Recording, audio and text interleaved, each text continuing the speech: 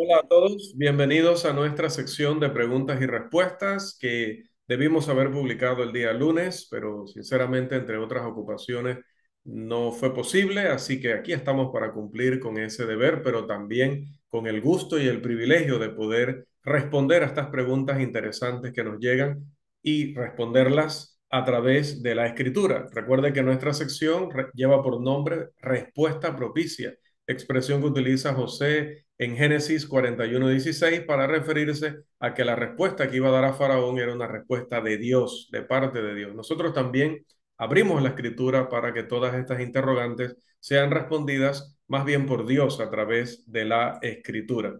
La de esta ocasión es la siguiente: explique la declaración de nuestro Señor en Lucas 6:29 y 30. Específicamente estas expresiones. En el 29, al que te hiera en una mejilla, preséntale también la otra. Y en el versículo 30, a cualquiera que te pida, dale, y al que tome lo que es tuyo, no pidas que te lo devuelva. Interesantes expresiones que requieren una respuesta de parte del Señor que pueda no solamente satisfacer una curiosidad, sino que podamos quedar con la verdadera lección de este pasaje. Esta enseñanza única de nuestro Señor para sus discípulos implicaba una filosofía religiosa completamente distinta, completamente ajena a lo que caracterizaba a la ley de Moisés, porque esa ley exigía amar a el prójimo, al vecino, aquel que tenías allí en la inmediatez de la nación, a tu compatriota, de lo cual se concluía de parte de los judíos, no era que había una instrucción directamente de Dios de odiar a toda persona que no fuera judía, pero ellos dedujeron entonces que no se esperaba que amaran a sus enemigos o que amaran a otras personas que no fueran parte de su pueblo.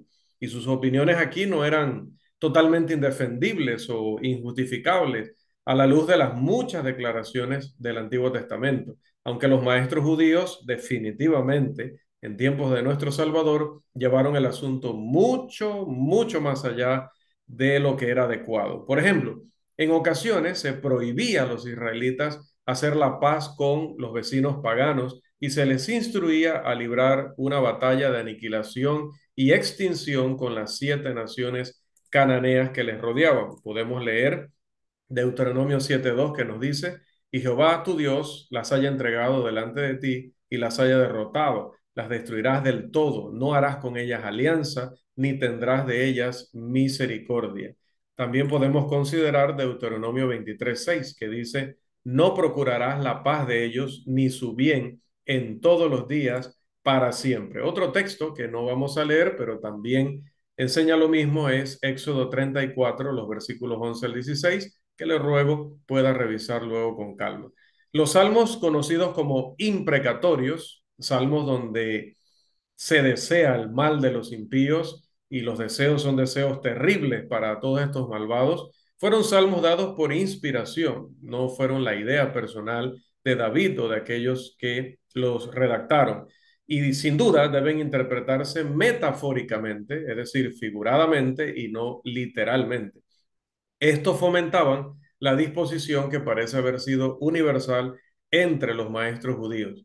Debemos nosotros ahora, en nuestro tiempo, mantener la perspectiva correcta al tratar estos asuntos y recordar que las naciones paganas alrededor de Israel eran una amenaza constante para su existencia y para la preservación de la doctrina del único Dios verdadero, lo cual era grave. No es sorprendente los sentimientos de antagonismo, que estos sentimientos se volvieran intensos, que se volvieran profundos. Desafortunadamente, los judíos, como mencionábamos, llevaron este asunto hasta el extremo de despreciar a cualquier persona que no fuera judía, sin importar si eran o no de las 7 naciones cananeas, sino que ya miraban así a cualquier persona extranjera. Jesús nos enseña que en lugar de odiar a los demás, debemos hacer el bien a los que nos aborrecen. Esto no significa que debemos tener exactamente el mismo sentimiento hacia aquellos que nos tratan malvadamente que hacia aquellos que son amables y buenos con nosotros y que nos aman. Nuestro Señor tenía amigos especiales, como podemos leer en Juan 11:3 y en Juan 13:33. Y sería muy incorrecto afirmar que él sentía el mismo amoroso afecto por Judas Iscariote, quien lo traicionó, que por los demás discípulos que finalmente murieron por él. Debemos amar a nuestros enemigos si los tenemos, evitar toda amargura, malicia e inclemencia hacia ellos y hacerles el bien. Pero esto no significa que debemos experimentar la misma respuesta cálida y emocional de personas corruptas, malvadas y depravadas que experimentaron de aquellos que son buenos, amables y dignos de amor. El amor por los enemigos transmite una noción diferente y esa es la traducción de una palabra griega diferente para describir el amor por los seres queridos en la Biblia. Jesús oró por aquellos que lo maltrataron. Recuerde lo que dijo en Lucas 23:34. Padre, perdónalos porque no saben lo que hacen. Y podemos hacer lo mismo nosotros por aquellos que se oponen a nuestra causa o a la causa del Señor o a nuestra persona. Pero esto no significa que aunque Jesús oró por ellos de esta manera y en esas circunstancias, que Él les haya otorgado el mismo lugar en su corazón que tenía, por ejemplo, Juan, el discípulo amado. Imagínense cómo le llamaba. Si alguien nos golpea en una mejilla, debemos ofrecer también la otra, dice el texto. El informe más completo de Mateo de estas palabras se encuentra en el capítulo 5 y el versículo 39 y dice de la siguiente manera, no resistáis al que es malo, antes a cualquiera que te hiera en la mejilla derecha, vuélvele también la otra. Es muy poco probable que nuestro Señor haya pretendido que sus palabras aquí se interpretaran de manera literal. Si se considerara literalmente, ¿tendríamos la libertad de recurrir a la venganza una vez que hemos volteado y nos han golpeado en la segunda mejilla? Bajo la suposición de que la declaración es literal, habríamos cumplido totalmente con la obligación de este pasaje una vez que nos hemos o hemos permitido que nos golpeen la segunda, pero luego entonces vamos con nuestra venganza. Obviamente no es así. Nuestra obligación va mucho más allá de cualquier concepto literal que se pueda entender aquí. Cuando un oficial golpeó a Jesús, él no lo invitó a maltratarlo más, sino que reprendió al hombre por su acto. Leemos de ello en Juan 18, 22 al 23. Mire, esto lo dijo el mismo que habló de poner la otra mejilla, para que vea que no es literal. Cuando Jesús hubo dicho esto, uno de los alguaciles que estaba allí le dio una bofetada diciendo, ¿así respondes al sumo sacerdote? Jesús le respondió, si he hablado mal, testifica en qué está mal, y si bien, ¿por qué me golpeas? Interesante oír estas palabras de parte de nuestro Señor.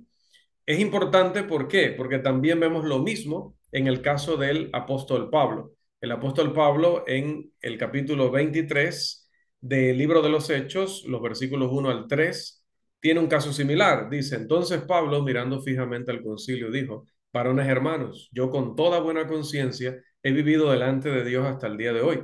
El sumo sacerdote Ananías ordenó entonces a los que estaban junto a él que le golpeasen en la boca. Entonces Pablo le dijo, Dios te golpeará a ti, pared blanqueada. ¿Estás tú sentado para juzgarme conforme a la ley y quebrantando la ley me mandas a golpear? Interesante. Lo que se enseña aquí no es que debemos devolver mal por mal. Nunca debemos vengarnos cuando somos maltratados. Los ataques físicos contra nosotros van a ser muy raros en estos días, pero los ataques mentales, psicológicos y emocionales son comunes, pan de cada día. En todos estos casos, debemos devolver bien por el mal, imitando a nuestro Señor. Recuerde las palabras de Jesús en el texto que nos ocupa, en el versículo 30, cualquiera que te pida, dale, y al que tome lo que es tuyo, no le pidas que te lo devuelva. Deben entenderse en armonía con el contexto y de acuerdo con la enseñanza general del Nuevo Testamento. Aquí también, como previamente explicamos, es poco probable que Jesús pretendiera que interpretáramos sus palabras literalmente. Lo que se enseña es que para hacer lo correcto debemos estar dispuestos a ir más allá de lo que se nos pide. Está lejos de ser correcto asumir que el Señor nos pone a merced de cualquier matón que se presente y exija nuestras pertenencias. Estamos obligados a atender las necesidades legítimas de los demás, pero nada más. Pablo dictaminó que aquellos que no trabajan no deben recibir comida. Recuerde segunda de Tesalonicenses capítulo 3, versículo 10. Y Jesús dijo en Mateo capítulo 7, versículo 6, una expresión bien fuerte, pero realmente la dijo nuestro Señor: no deis lo santo a los perros. Obviamente, no se nos exige ni nos permite dar dinero a un alcohólico para que compre su vicio, ni nos permite tampoco darle a un adicto para que compre drogas. La obligación de las instrucciones del Señor en este pasaje se resumen en su magnífica declaración del versículo 31. Dice el pasaje: y como queréis que hagan los hombres con vosotros, así también haced vosotros con ellos. Y si estamos motivados de esta manera, no nos equivocaremos al determinar cuáles son nuestros deberes hacia los demás, esperando que esta respuesta le pueda ayudar en su estudio personal, en su crecimiento y también para ayudar a otros que puedan tener la misma duda. Quedamos así por hoy. Que el Señor les siga bendiciendo ricamente.